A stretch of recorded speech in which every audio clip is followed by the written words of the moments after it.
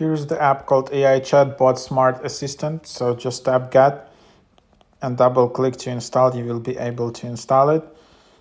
So this app is quite high in the charts in productivity.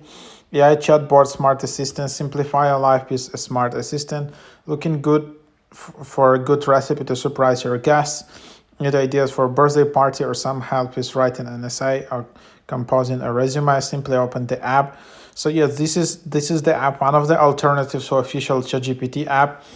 And you know, like some people just prefer to have some alternatives, especially when there is a downtime in a ChatGPT app, it doesn't work, or there can be some issues with their API. So it's always just good to have like a backup app, or maybe you just like the design more of this app.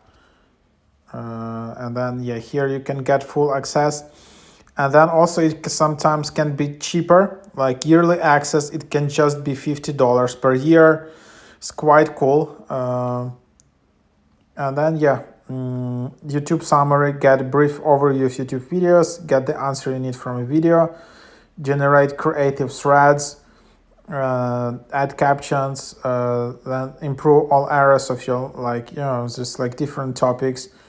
And then this is just like some interesting prompts.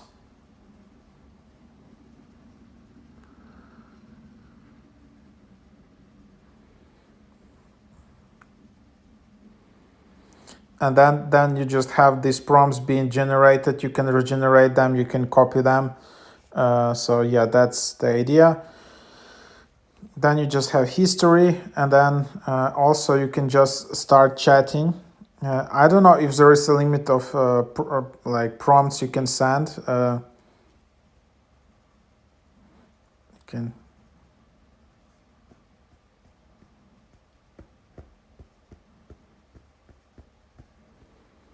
And then yeah, seems you can also use in the bottom left, take a photo and analyze image.